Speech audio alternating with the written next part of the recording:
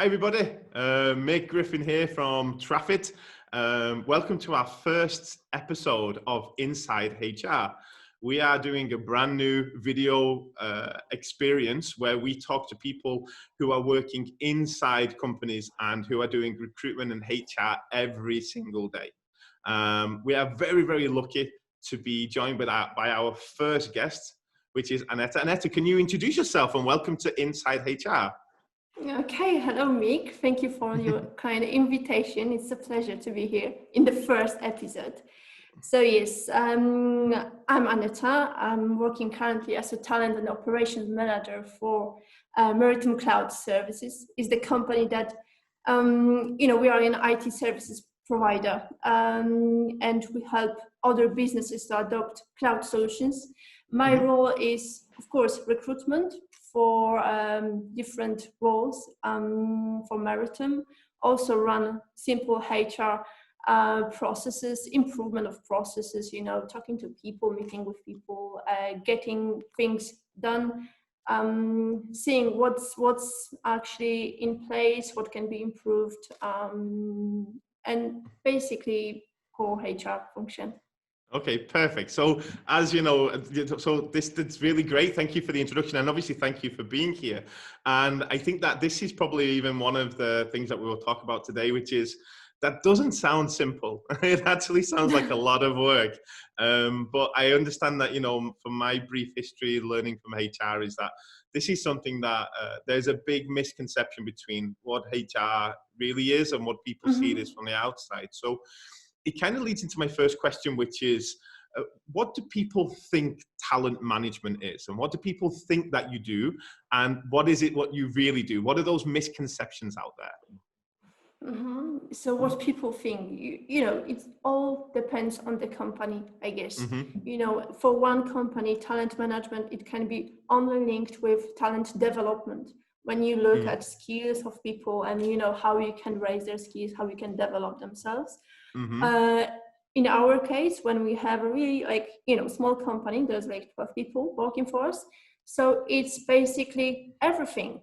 It entails everything starting from attraction of people to our company, onboarding, recruitment, onboarding, getting them into work, and then managing their talent development, and also retention of employees. So it entails the whole thing, eventail of things, actually. Okay, perfect. So, how many people are working on that part of the business? Is that just yourself, or you have a team?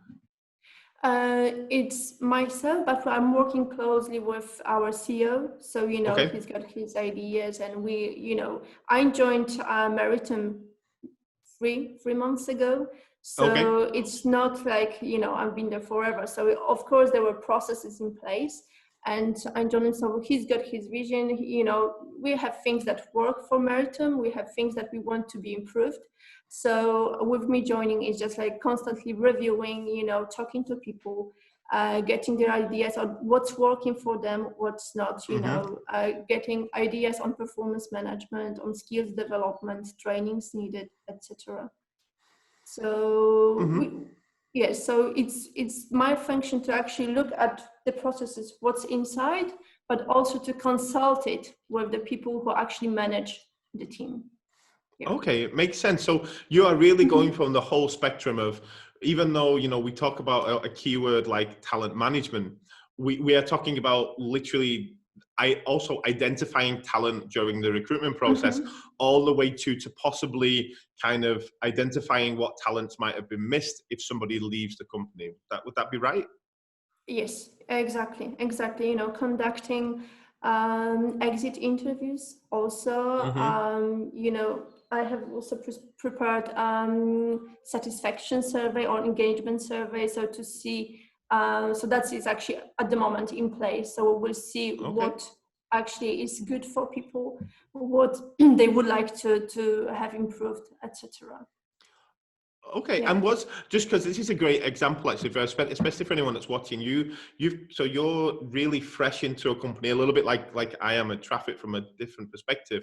You know, how Mhm. was this process looking before you joined? Are you the first person doing this inside Meritum, or is this a process that they've had over a number of years or months? They had different people actually, also Hmm. consultants coming in, looking at the processes. If, for example, there was like EVP to be in place, so they were looking at it with the help of external consultant. And Hmm. now they decided to get someone internally to, Hmm. to not only, come review the processes, see what can be improved, do things and done, but to continually, look at what we have in place, how we can become a better workplace for people, what we Hmm. can do to be, competitive on Hmm. the market, etc. Yeah. Okay, makes sense. And so I know we've got some questions we're going to answer today, but I just want to keep on this topic for 1 second because what I'm really wondering Mhm. is, you know, when you join a company like that or when you enter a role, I'm wondering what was the kind of most important thing you wanted to learn first? Did you want to talk to the team or did you want to look at some statistics? Kind of like what was your kind of first thing that you wanted to kind of work Mhm. on, let's say? Yeah, I came to Meritum with recruitment background. I was working Hmm. before as a senior recruiter, before in the Okay. past also as a HR advisor. So when I came here, I wanted to see what actually this role would entail, like a talent operations manager, Hmm. to see actually to review the processes. So I was looking at the systems they use. I was looking at the like organizational structure, who is doing what. Talking to the team, it was also the more very important part because, you can see Hmm. the person, the title, but not in every company the same person will be doing different things. So I wanted to understand the role. I wanted to understand what is the like development path for people, etc. But also from my perspective, when I was using in the past many like ATS systems, like recruitment Hmm. systems, I also wanted to understand what systems do we use, whether they will be good for my needs and for the company's needs, Hmm. etc. So it was like the first focus. Okay, perfect. And it's a great point for me to point out that actually Aneta isn't a client of TRAFFIT.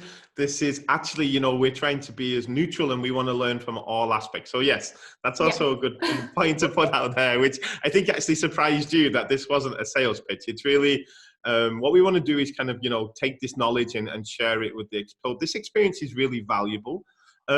How did you find going from being, let's say, maybe a recruiter to a talent manager or working in talent management? Is that different? Was that a transition for you? Yes, definitely. Because you need to like go out from your comfort zone and find things that actually you need to do that they weren't in my responsibilities before. Like, Hmm. you had recruitment projects that need to be completed. Sure. And that was it. One project finished, another started, and that's it. You could Hmm. work on the employer branding or new technologies that you would need to find, but actually that was all around recruitment. Here at Meritum, it's more vague because you have different. Of course, recruitment is still a strong part of my duties because I still need to find people, need to talk to Hmm. them, talk to hiring managers, pass the Hmm. feedback on, and that's a really a, a big part of my duties. Hmm. But on the other side, you have different things that also needs to be done, needs to be reviewed, systems to be updated, completed, documentation to be gathered, people needs to be sent for some medical, occupational health exercises, Hmm. etc. So you need to think about everything. I also look like on about the things that actually equipment, order the equipment, the courier delivery, to onboard them with the tools they will need for the work, etc. So completely different because when you work as a recruiter, you Hmm. only need to find someone, present, then offer, and then you're all finished. The company hires someone and they look after their onboarding. Here it's Hmm. completely different. And also what is different that actually you need to have in mind that actually people you recruit, you will be working with later on. Sure, that's true, actually. Yeah. So, Sure. so it's different. Okay. Yeah. No, I mean, Because it sounds great. yeah, you are building your team, and so you need to maybe, always when you are a recruiter, you need to check the skills, whether they are, compatible with what the hiring manager wants. But working externally doesn't always give you the real feeling of the company, because you are working for another company. And here at Meritum, I'm a part of Meritum, so of course I need to know the culture perfectly. I need to know the team that this person will be joining in, and then to be sure also that this person will be a nice person, so it will be a pleasure to work with later on. Okay. Now, you might be maybe biased in this role, but what I'm really interested in is, do you think that every company should really consider having someone who is looking after talent operations, or it's only for a company that is at a certain stage or a certain size? Because one of the easiest questions, I can ask is, is having somebody in charge of talent operations for every company? I think it depends. It depends on the case, on the company, because sometimes, if for example you're not aiming high, or not, maybe I said it wrong, maybe you don't have like really great needs to hire, for recruitment, for build the team, then you can use some external companies that will run your HR administration, HR benefits things for you, and then you have one person who will be coordinating, the benefits, holidays, vacation, some recruitment, and then, or you can actually outsource recruitment to an external agency. So it all depends on what you need, what you're looking for. If there's, for example, a company that actually, it's quite busy, you have new businesses coming, you have new people coming all the time, people leaving, because that also happens, then you need to have someone who will be looking after them. You need to have someone who will be actually this person that if you have a problem, if you have, with simple problem as benefits or maybe vacation taking, or some maybe, gentle HR issues, then you have someone to talk to. So I think that's, it should be like considered like case by case, I guess. Sure. But it's, of course, it's easier to have someone who will be looking after your HR function in place. Yeah, I mean, from I've been, looking at the HR space for 7-8 weeks now, and one thing I can obviously, I think, is what happens is that it's this is somewhat undervalued so far, and kind of maybe not prioritized as much as it could be. I mean, even if you have a team of 15 or 20 people in your company, if you lose someone that's valuable, that's a cost to a company, and they have to be replaced, and that's a cost as well. So by having someone who is looking after the processes, the people on a personal level, whether or not it's talent operations, or the other job title I'm seeing a lot now is kind of like head of people, those kind of roles. Yeah. One thing I would say is, I think that this is still massively undervalued. And I can say this because I've worked in previous companies where I experienced it as well. And I was under the impression, we'll hire someone for that role when we are at 200 people and, so on.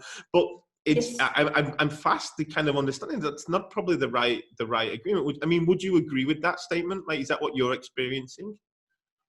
Yes, I would agree, because, it's not always like, HR is generating costs. You can say that, because it's like a back office function, and it doesn't always comes with the revenues, but with the costs. So people are thinking whether, it will be better for me to pay agency and one fee, and then I have a person in place, or to pay month by month someone to have this person in the company. So it's just the matter of choice, the matter of needs, actually coming back. So yes, there are many companies that actually wait to a certain growth to hire this person in place. HR function. But I mean, my humble opinion on that is that it's probably a misunderstanding of that. Like, because I agree, everybody looks at HR as a back office cost. However, we are seeing more and more people on the market now, and more publications talking about the cost of employee churn, the cost of recruitment processes, and that if they are done incorrectly or they are done without using the right solutions or knowledge, that it may be it's not a cost. It's not obviously in terms of like sales where you have a cost versus a revenue.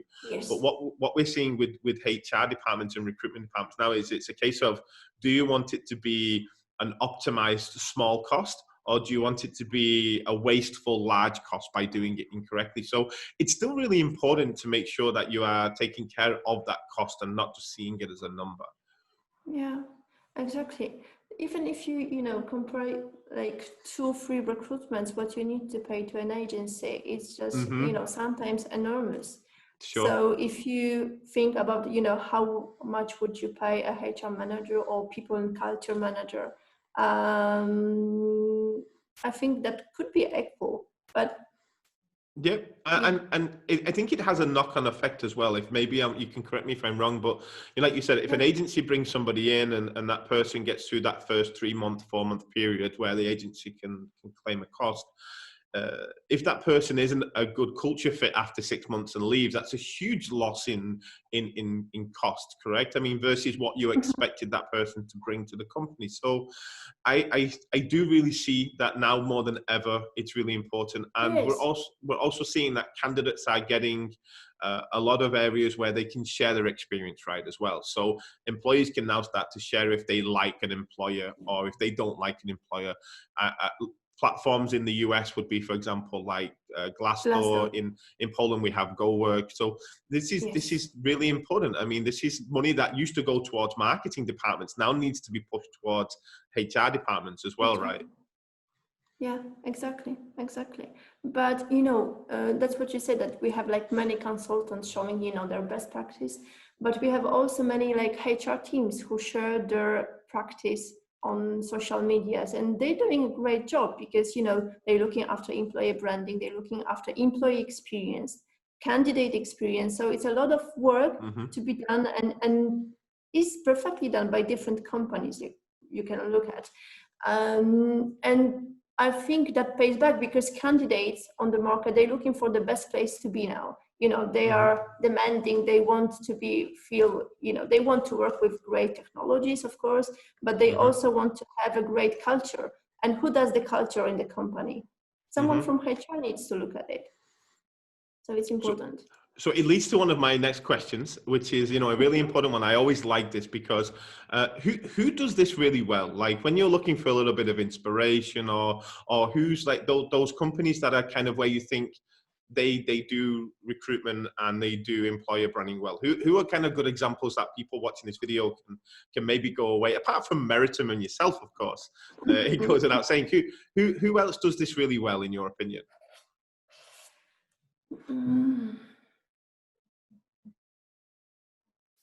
You have different companies, like from recruitment agencies, you can like add B Talent. So when, they put a lot of like focus on self-development of employees. They, the recruiters not only recruit people, but they also provide some like training for recruiters, for sources, which is great. They also share knowledge, and you think when looking at their activities, that actually this is like a good example of company that actually looks after the employees and their employer branding from like recruitment agencies. When you can look at the different company that comes to my mind, it was like Qualtrics. Do you know them? Yeah, sure. So they have like really great examples of employer branding, how they look at the employees, how they create different initiatives. And you can see through the window of like what recruiters post on Facebook or on LinkedIn, what's happening there. You can see that's a good place to be. Perfect. I mean, there are different more, and many more companies, but it's just, that's what comes to my mind. No, and I mean, and they all have different tactics, right? I mean, And some companies use the celebrities to like reward team members for things, you know. Yes, that's a, that's a very nice one. We actually, we at TRAFFIT, we use Cameo, and I highly recommend this for anyone to just to even have a look. And we were lucky enough to get one of the old Friends cast to say good job to one of our team. Perfect. Yes, that was my touch. Very cool. So actually, and by the way, we actually have Kasia from Be Talent coming on in a future video. So make sure that you check us out, because we really think that the same thing. So I think Be Talent do a great job. And what I like about their team is that they really read up not just on the HR market, but they're checking out how things are working for salespeople, for marketers, for IT, because that it helps them with the recruitment, right? So with that being said, and this is a really great talk, and what I want to kind of finish each of our videos with, and this is for every person that I'm looking to talk to, I'm going to ask you, what are kind of, we always try to go with 3, if you have 3. Do you have 3 pieces of advice that you would give to companies right now that are kind of either working on talent management and talent progression, or are working on recruiting? What are 3 simple things that you've done in your past, or you've done now with Meritum, that you recommend other people do? Definitely review what you have in place. You know, think whether actually it responds to the company's needs, because sometimes we use systems that actually were recommended by someone.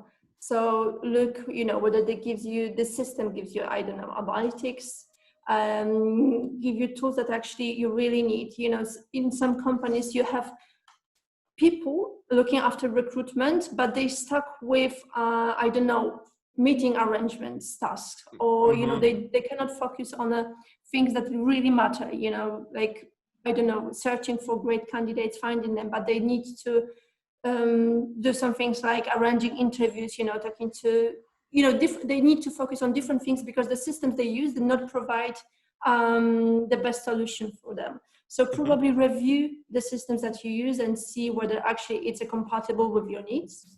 Automate as much as you can, you know, to save time of your people. Share knowledge probably, because, you know, in every company you have people that are brilliant at something, and probably they will be, if they are given more time, opportunities to share knowledge with others, that would actually be helpful as well for them. Okay, makes a lot of sense.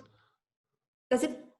Yeah, no, really, it does. I mean, yeah. So, I mean, I think tools, you know, I'm obviously in the tool space. I think tool is vital.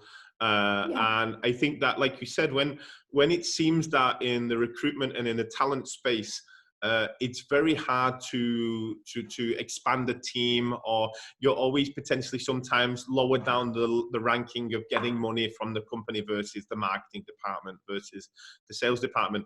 You need tools that are going to help you, right? You need tools that are going to make your process better. But it's not, I think that when we talk about this kind of thing for people watching, it's not because we want to make things easier. It's so that you can spend more time where you should be focusing on, which is, you know, picking the right candidates, making sure that they feel appreciated. Like you said, if you could spend, for every hour you spend trying to organize an interview, you could spend that hour talking to your team, you would probably be much more valuable, right?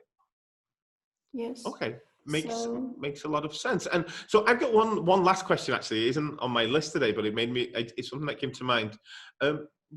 One inside Meritum, or maybe in your experience, what's the kind of one thing that you are kind of looking to improve? Like, do you have a number or a target or a goal? Like, what's the thing that really tells you that you are doing things right? Is it the time it takes you to find a new candidate, or is it the candidate churn? What do you focus on the most? I think on creating the best place to be, you know, reviewing the processes that we have in place, improving them, and, you know, listening to people, talking to people, listening to people via the surveys, via the meetings, you know, to see what they really want, and, you know, what we can actually have in place. For example, you know, when we had the COVID-19 things, the team moved to work remotely, And now we can hear from them that actually they want to stay that way, that they want to work remotely.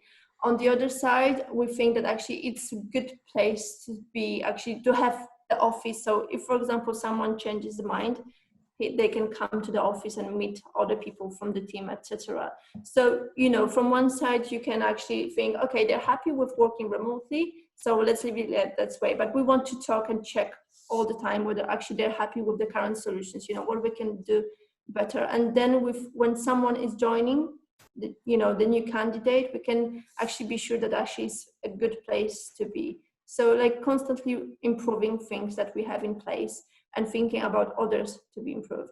So I think that the survey, kind of like employee satisfaction, would that be kind of a good way to put it? Exactly. Okay. Yes. Perfect. Okay. And you just, do you use surveys to collect that as like do you have that as like a data point, or that's just more a case of for you right now, just feeling that that's getting better? We will see, because, you know, the survey just ran last week, so we will see what it brings. It's the first survey actually that was introduced here at Meritum. So we will see what, you know, the results will be like.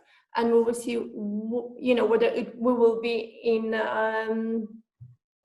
you know, able to actually respond to people's needs, because they might have different needs, etc. But if, for example, there are things that actually can be implemented, of course, we will focus on that in the first place. So hopefully the survey will bring me, you know, a lot of work to do, and we'll see how we can improve Meritum to become a better place for the candidates.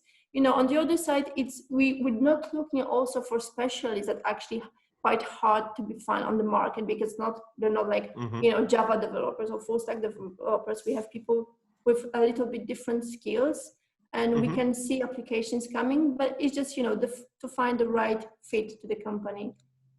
Perfect. And we are literally running right to our time, which is perfect.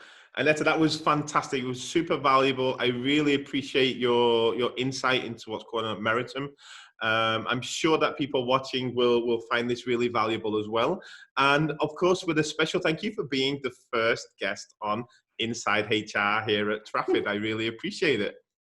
Yeah, thank you, Mick. Thank you for your time as well. And I'm looking forward to see the video and also other series that will come along. Yes, fingers crossed. We will make this as valuable as possible. So thanks again. Great. And to anyone that's watching, thanks so much. Please subscribe and you will get notifications every time we bring a new guest, a new valuable guest onto the show. So thanks again, and we'll speak soon. Thanks, Aneta. Thanks. Bye.